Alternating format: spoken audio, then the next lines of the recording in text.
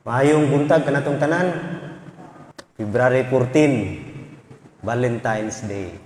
Ang atong theme for the month is breakthrough. Nagyapoy kalambigitan. Nini nga adlaw kay giingon magini nga month of love. Atong tanawon karon ang nindot kaayo usab nga mensahe sa Dios ninintag na. The breakthrough power of love. Gugma man o nang atong hisgutan ang gugma nga dili secular kundi gugma in the context diha sa Biblia. Sa gayod ang tinuod nga gugma. Labi na usab sa mga batan-on no kining ilahang gugma-gugma pod. Ang gugma sa atong diha the breakthrough power of love na siya'y gitawag nga breakthrough power no kining gugma. Grabe din makahimo breakthrough no. Ayon nato miyagi nga ang breakthrough is advancement. Mahimo ka nga mutubo, mo advance no sa imong kinabuhi. Ang gugma dako kaayog part sa breakthrough sa matag usan nato ka kinabuhi.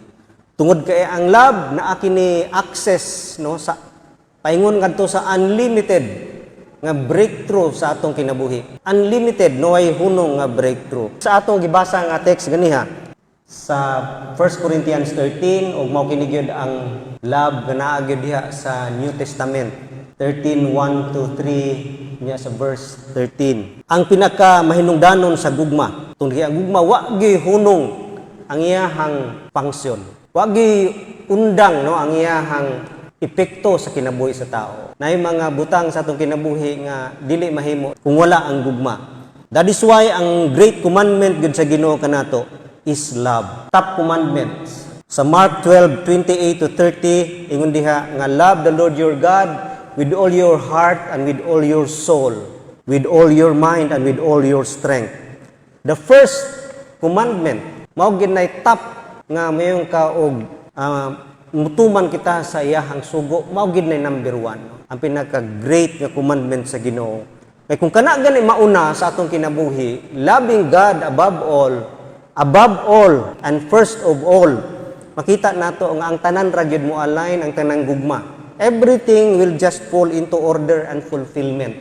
Mag-angkon gyud og kadaugan, success og order kung tumano nato ang the greatest commandment which is love. Munang tanaw nato karon dinhi ninitag na ang story sa gugma. Ang kinabuhi ni Jacob ug ni Rachel. Mao ninindot kaayo nga love story ug duha ang impact niini nga kini nga story mahimong kay kini manggong love story mao ning pagpangita na karon og asawa ni Jacob ug gilid siya sa iyang papa nga muadto lead by God nga muadto sa Haran didto pangita kay naa didto ang anak ni Laban nimo makita nimong asawa. So that is a great journey. Sa atong kinabuhi usab mao pud ni ang paglakaw nato no we are going into Haran, a journey heading Haran sa matag usa nato ka kinabuhi nga there are many lessons to learn in that great journey. Daghan tag mahibaw-an gayud nga pagtulun-an diha sa dako kaayo nga paglakbay. Mao nang kana nga story usab dili lamang pagpadayag sa Ginoo sa tao no sa iyang kinabuhi as a journey to in the life of faith kini usab para sa mga batan-on no journey pod sa inyong kinabuhi samtang kamo mangita o gitawag nato nga real or true love. Mao ni ang story ni Rachel ug ni Jacob. Kung mangita ta og true love, seeking true love naa mao ni ang gipresentar sa scripture nga true love. Jacob and Rachel. Sa kinabuhi ni Jacob, after his Bethel experience, kining Bethel experience kadto ning time nga si Jacob natulog unya, nagdamgo siya nga naay ladder, naglakaw panaog maanghel unya ang Ginoo naghatag kaniyag blessing nga you will be a blessing, your children will be numerous, daghan kaayo, ikaw gyud ang mahimong tinubdan sa tanang katawhan. Ngunang diha gikan ang 12 tribes, 12 nga anak ni Jacob, diha ang mga Israelites. Diha sa Bethel, no? Sa Bethel, sa bukid sa Bethel, diha gyud no nausab sugod ang breakthrough ni Jacob. Diha na usab no ang iyang pangalan from Jacob to Israel. Gikan sa pangalan nga Jacob, ginganlan siya og Israel. Bethel experience mao kining breakthrough experience sa atong kinabuhi, receiving God's blessing og mao kana ang nahitabo kang Jacob unya paghuman niya angkon sa blessing iya ginang gihimog saad no, nagsaad gidayon si Jacob.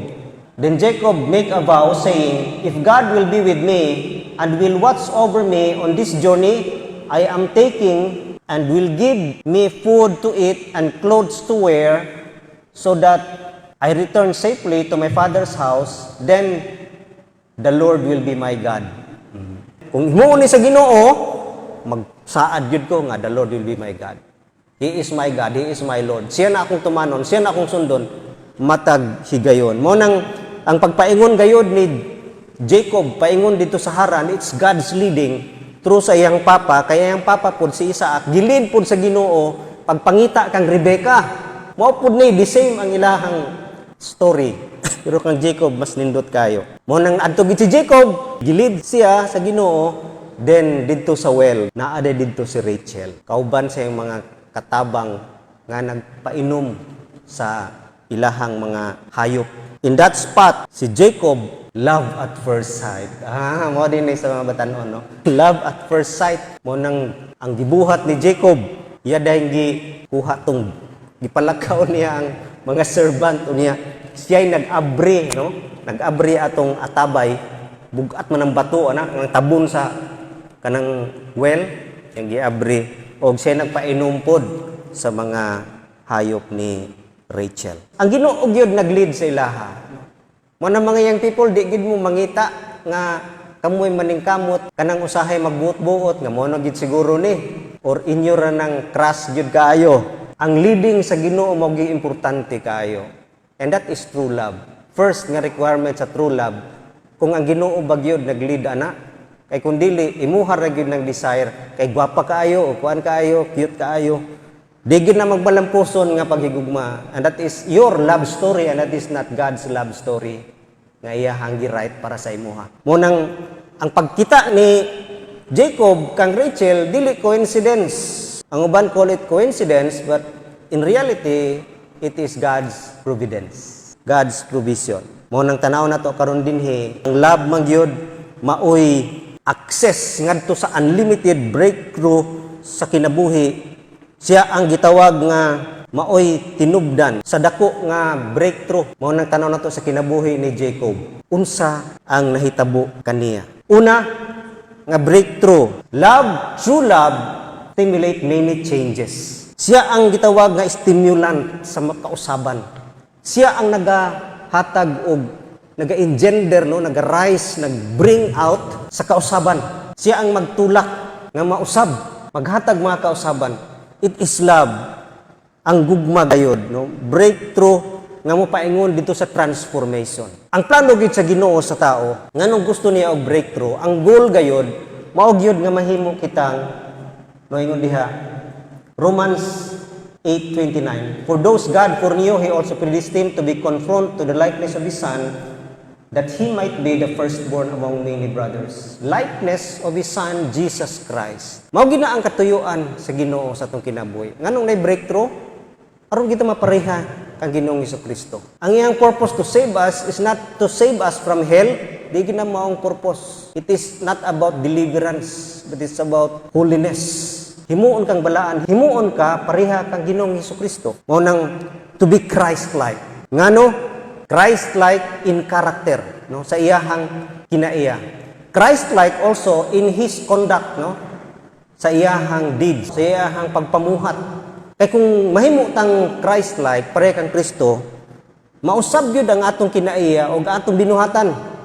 Connection, di gina sila ma-separate. It is inseparable. Mo nang only breakthrough kining character, breakthrough. Ang gusto ni Ginoong Hesukristo nga walay babag sa iyang mugawas ang iyang kinaiyangan hi kanato. Gidawat nato si Kristo sa itong kinabuhi. Ang iyahang katuyuan nga siya mulabas. Muna yung natin ginato nga breakdown, niya breakthrough, then breakout. Ang meaning sa breakout is Jesus mugawas. Mugawas ang iyang kinaiya. Mo nang ang tinuod nga righteousness dili katong atong built-in nga righteousness nga naagi tay pagkamatarong daghay good, no? Daghay maayo kaayong tao gayud wala panaluwas.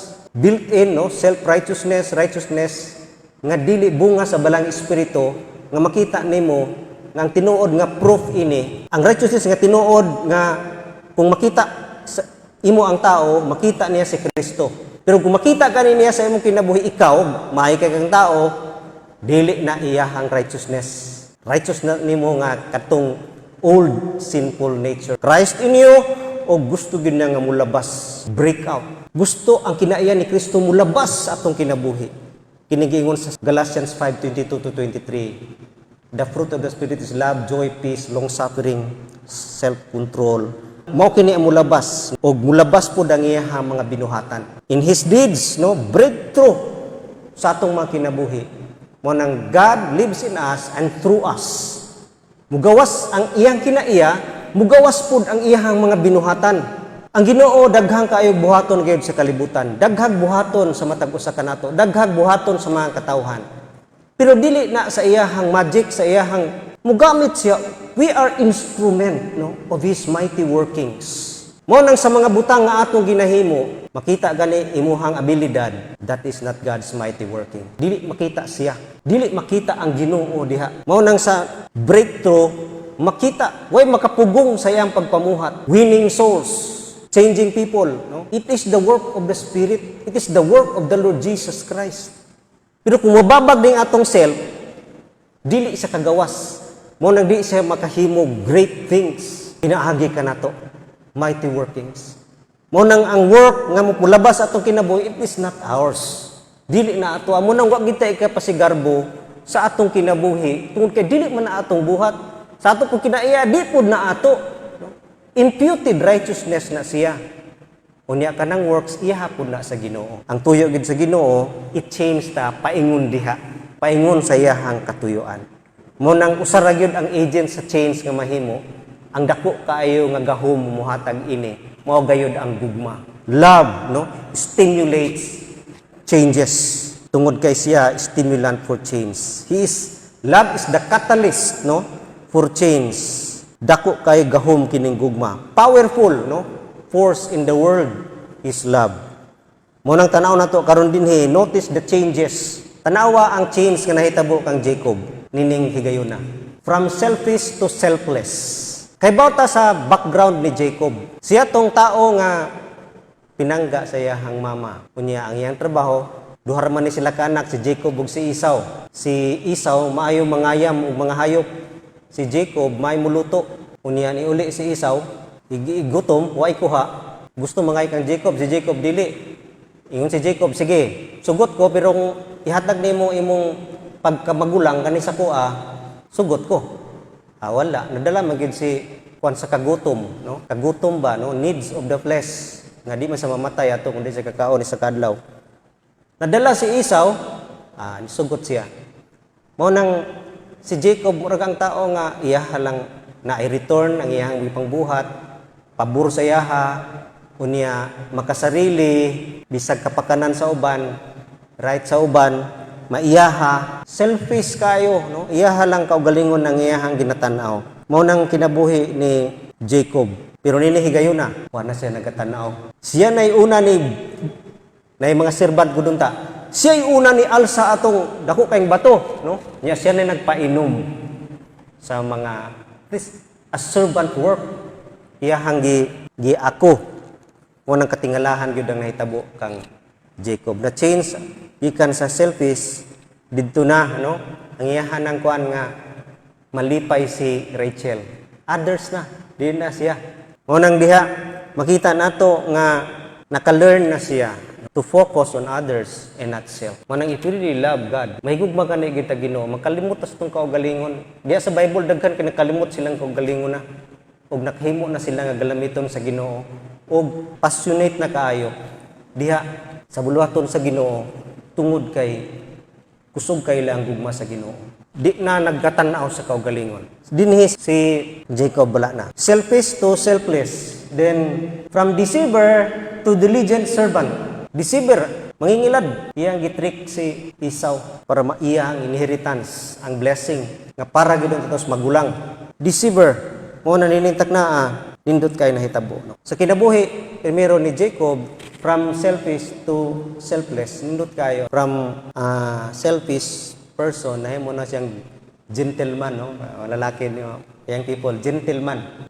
Deceiver to diligent. Kugihan na. Tigluto naman tang hilig ni Jacob, kaya siguro kayo bugat. Luto. Karon bugat itong bato, no? Pagpakao, no? Nahimo na nga from lazy, nahimo na siyang maayo mo trabaho gayon. Kung siya nagtulak kaniya, ang gugma niya kang Rachel. Power kayo. Mo nang ang gugma gayod mo pausab sa tao. Mo nang kitapod sa atong kinabuhing Kristiyano, if you truly love God, mausab gid nga atong mga makalimutan sa atong sarili, unya ang pagtrabaho nindot na kayo. Willing na ta to make sacrifices, unya di na ta gatanaw sa atong comfort. Nya kugihan na andam gayud muhago, that is change, kausaban.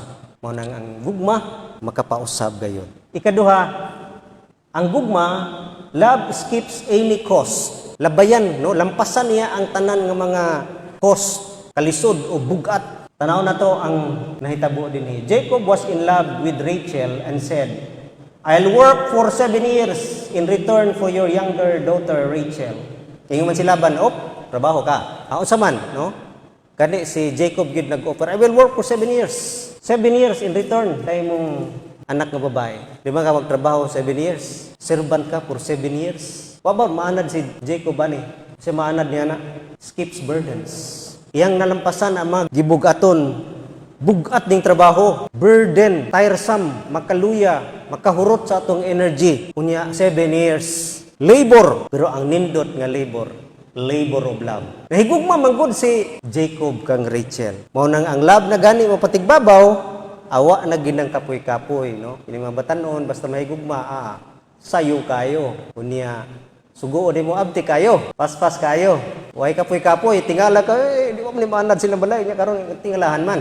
Ingana gina ang gugma. It skips burdens. Way kapoy-kapoy, bisan pag mangulitaw 7 ka bungtod sa una. Yo pay tek sa una manisita gyud bisag 7 ka bungtod labangan tungod sa gugma burdens mawala gid kini. Mo nang the greatest motive sa work sa service is love, no? Ang gugma gayud ang muhatag og kusog. Mo nang kung naa gyud ang gugma kanang trabaho mahimong sayon unya mahimong pleasant. Tanaw na mga batanon, abti kayo, no? Mangita pag trabaho, pag nay babae, mangita ang trabaho. Sugo ako bi, lami. Ganahan sugoon, no? Kay ganahan nga please ang iyahang gihigugma. And that is love. Mao na pod, no? Kung kita gid nahigugma sa Ginoo, makita nato nga wa gi kapoy, no? Walay burden. Mahimo ang burden, mahimong joy. Pareha kang Jacob nga walay kapoy, no? Nindot nun itrabaho. No labor too hard to endure kung naagyod ang gugma. Para kang Jacob, ang pagtrabaho kang Rachel, dili torture, kung dili kalipay noon to serve the woman nga iyahang gihigugma. Mao nang if we labor in love, makita nato malipayon gid ta og rewarding gyud. Rewarding if we labor in love. Kalipay og nindot kaayo. Mo nang sa pagpagalagad sa Ginoo, kung wa ta mahigugma sa Ginoo, mao gid ni ang kapoy gyud mga lagad sa Ginoo. Kung walay gugma, dili ka mo lahutay diya. Wa gid kay sarang ika atubang labi na sa mga kalisod sa unahan. Pero love, pareha kang Jacob, wala nahimo no ning rewarding kayo. Nindot kaayo nga pagpangabudlay. Tungod kay mahimo nimong pasyon. Mahimo nimong imuhang desire na. Basta na ang love nimo sa Ginoo, ang iyahang mga command sa imo, ang iyahang ipahimo sa mahimo nimong pasyon, mahimo nimong kalipay, joy, no? Walay kapoy. Kung wala ang gugma gayud kapoy mo simba, kapoy mamatag sayo, kapoy isangyaw, kapoy apil og mga meetings, kapoy fellowship, kapoy worship pag walay gugma. O nang gugma gid makapausab kanato. Gugma makapausab sa tao, kaya ang gugma mo palighten sa burden. Love will took the burden out of the work. Kwaon niya ang gibugaton diha sa trabaho. Mao nang skips burden. Ang sunod, ang love diha sa verse 18. So Jacob served 7 years to get Rachel, but they seemed like only a few days to him because of his love for her. Only few days, 7 years ha? Mura lag adlaw ingon ni Jacob. Adlaw lang para kaniya. Seems few days. Grabe. So, 7 years, maway gugma, escapes boundaries. Kung naa ang gugma, na-eskipan ng mga limit sa kinabuhi. Natay mga limit, labi na time. Pero kung naa ang gugma, mawala pa ang gabugaton sa work, makakos pa nga ang time, murag mo pass quickly. Dili parehaan ng maghulat ka nga, wala gid ang gugma. Maputong ka, no? Dugay man. Dugay, dugay kaayo, no? Daghan nagreklamo basta dugay. Kung wala ang gugma. Ngunang diha, makita nimo nga, ang tinuod nga gugma, muhulat gina. Mga young people, muhulat ha? Muhulat gina. Pamilyar mo sa song Elvis Presley? Kining, it's now or never. Di makawat, no? It's now or never. Ang gusto karon gyud, di natin nagugma. Kung mao na inyong team song, di natin nood because true love can wait. Mo nang no duration too long to wait. Kung naa gyud ang gugma. Mga batan-on, wait gyud, no? Wait nga dili gyud maghimog sex outside marriage. Wait for the right time. Di manghilabot samtang wa pa naminyo. Wait kay dili na mao ang true love. Ang true love muhulat gyud na. Si Jacob naghuwat gyud na, wa gyud na mahilabti si Rachel for 7 years. Wala. Dili kay ngon nga bawal, tungod kay lahigugma siya and willing to wait. Nguna ang love dili ma-prove sa imong gi panghatag o sa diha. Ang love ipa-prove nimo kung muhuwat gyud ka. Mao gyud nay kamaturan or willing to wait diha ma-prove. Kay lisod ra banding mag-wait. Pero kung naa ang gugma ang pag-wait kalipay. Ang pag-wait dali ra kaayo, no? Dali ra ang panahon, matingala ka na lang. Ngud kay naa ang kalipay gayud kung naa ang gugma. Mao nang si Jacob malipay siya, no? Siya dali ara oy, no? Abot man dayon. 14 years seems only days to him. Mao nang naghulat gid siya. Mao nang ang tino nagugma muhulat gina. If you love God, makita gina to mga makahulat gid ta, no? Sa mga problema sa kinabuhi, labi na karon pandemic, makahulat gid ta sa iyang mga promises nga He will deliver us. Makahulat gid ta sa iyahang deliverance. Og dili mohimo sa atong sariling gusto. Mao nang escapes any cost. Unsa may cost diha, no? Nga naka-attach ang gugma. In terms of burdens, in terms of boundaries, dili ka na makababag. And lastly, true love surpasses every challenge. Malampasan gud niya ang mga challenges sa kinabuhi. Malampasan niya, no? Ang tanang mga challenges gayud nga moabot sa kinabuhi. Makita nimo ang una nga challenge nga kang Jacob. When morning came, there was Leah. So Jacob said to Laban, "What is this you have done to me? I served you for Rachel, didn't I? Why have you deceived me?" Laban replied, "It is not our custom here to give the younger daughter in marriage before the older one. Finish this daughter short week, then we will give you the younger one also in return for another 7 years of work." Gitrik giday siya ni Laban. No, gid magsultidahan si Laban nga si Rachel ha una unya. Paghuman na sa 7 years, reclaim na unta ni Jacob si Rachel. 7 years na human na. Dali ra kaayo. Karon ingon si Laban, di man day pwede kay among kustumong bari dinhi. Unahon gyud ang magulang, unahon gyud ang magulang, una ang manghod. Mao nang serve another 7 years. Grabe, no? Si Jacob, pabud sa reklamo dayon. Siya sige. Serve for another 7 years. Isa deception, mao nang ang tinud na gugma, musurpas gyud bisag ilaron. Unta undang si Jacob, "Oy, sa maning sabot nato nga wa man day ka klaro di ay nagsulti unta kadaan." Wala pabilin si Jacob to serve another 7 years. Wa siya nagbangutanon na discourage niini. Isa pud nay ka lesson saya kay siya mo pud nangilad kang isaw. Kuno daghang kay pagtulunan gyud makuha ni Jacob nga changes sa iyang kinabuhi. Wa siya mo reklamo, no? Mo nang love is patient, love is kind. Ang tinuod nga gugma, true love is patient and kind. Mupatigbabaw gyud kini through challenges sa kinabuhi. True love perseveres, mo nang tinuod, mo endure gid kini. Endures patiently, maghulat gayud, no? Bisag na mga delays, na ay mga inconveniences, na ay mga dili siya mag-gratify, maghulat gyud. No? Maghulat, no? Mga batanon, maghulat gyud, no? Maghulat, dili mangitag perfect, no? Maghulat nga sa mga weaknesses, sa mga flaws, sa mga immaturities. maghulat gayod, no? Sa mga failures sa tao, naagi na, no? Wait mo nang makita nimo nga si Jacob wa gid siya mapiktuhan sa deception. Padayon siya sa iyang katuyuan. Mo nang sa atong kinamuhi, there are deceptions of Satan in our lives. Mapakyas ta usahay because nagtuman ta sa iyang mga deception sa atong kinabuhi. Mo nang mahitabo, mapakyas ug di na kita kapadayon. Pero kung kita motivated by love, naa magid tay mga weaknesses, naa magid tay mga failures, no? Pero kana mahimo noong tulay paingon sa pagsaka pagmaayo. Dili mahimong discouragement sa kinabuhi. Mo nang si Jacob naiyahan ni nalampasan, no? Deception sa kinabuhi, bisag himuan siya di maayo. Bisan pag unsay gihimo pareha kang Joseph, bisag himuag di maayo, falsely accused, di ni makatandog sa iyaha. Di ni makausab sa iyahang katuyuan, no? Sa iyahang tumong. Tungod kay siya nagsunod lamang gayud sa Ginoo. Kahibaw gid siya ang promesa sa Ginoo nga nagsaad magid nga mahimo kang successful dito sa Bethel, iya gid nang gibarugan.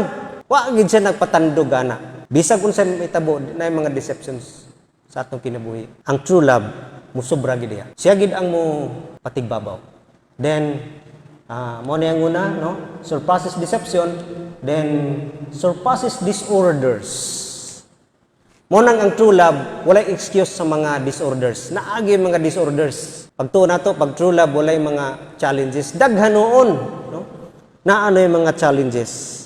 Makita nimo sa kinabuhi ni Jacob, ang challenge nga nahitabo sa iya ha, disorder. Paasawahon man siya kang Leah. Unahon man si Leah.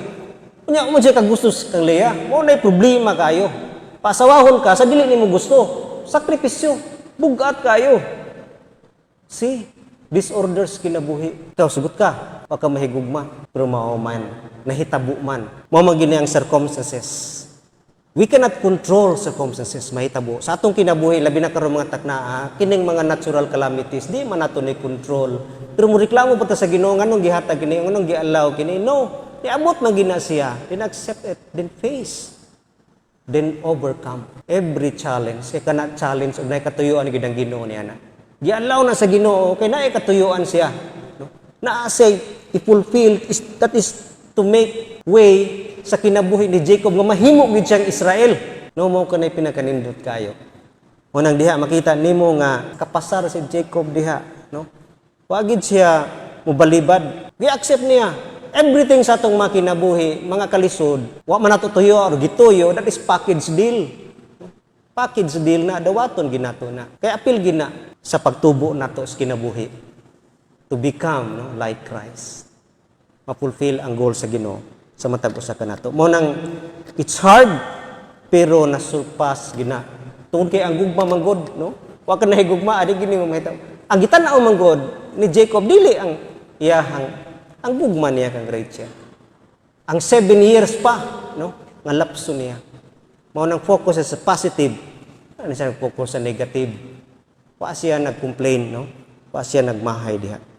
Mao nang package deal, no? Dawat niya ang deception, package deal magida langagi.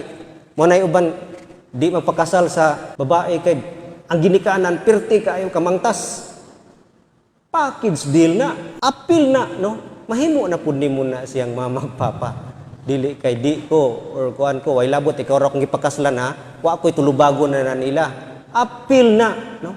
Gidawat na ni Jacob si Laban, no? Siya di ko kaglaban kay tikasan. Dawat na ni Jacob, dawat niya si Leah, bisag wa siya kagusto. It's beyond circumstances. Love surpasses disorders. Kung napagibugat nga disorder na hitabo sa kinabuhi ni Jacob, dugay nagkaanak. Naugman na ang 14 years. Dugay nagkaanak si Rachel. Munang duha ra gini ilang anak ni Rachel, si Benjamin ra ug si Joseph. Mo nang paborito gyud ni Jacob kunin si Joseph kay mo man kang Rachel. Tanawa ang love, no? Ang paborito ni si Joseph o si Benjamin. Kita nimo nga ang love ni Jacob passed the test of time and errors sa iyang mga in-laws na surpass gina. Tungod kay nahigugma gini siya kang Rachel. Mo nang true love bears all things, hope all things, and endure all things. Mao nay tinuod nga gugma. Gipadayag, gipresentar sa Biblia. No? Unsa man ang circumstances, persecutions, deceptions, trouble, natural or accidental, you will be able to endure. Magbadaogon kita, masurpas ginato kung naagyod ang tinuod nga gugma. Manang if we love God with all our hearts, walay challenges nga di nato makaya. Kung dili kini mga butanga mahimo na natong agihanan o kini malipayon unta ug mahimo tang fulfilled kay sa atong pagtanaw niya sa unahan makita nimo sa life ni Jacob pindot kayo. Padayon gid siya no till the end. Nahigugma gid siya kang Rachel gani sa verse 47 sa chapter 47 kanang namatay na si Rachel ani. Naagyapon sa iyang thought si Rachel no. As I was returning from Padam to my sorrow, Rachel died in the land of Canaan. While we were still on the way, a little distance from Ephrath, so I buried her there beside the road of the Ephrath, that is Bethlehem. Chapter 48 na ha, hapit hinapos na sa iyang kinabuhi. Naagyapon sa iyang thought, always, si Rachel. Mao ka na ang gugma, bigin na mawala. Love perseveres, ug mao ka na dako nga motivation sa atong kinabuhi to endure, to surpass, to skip, labi na gid to change us, to become like the Lord Jesus Christ. Magampo ta.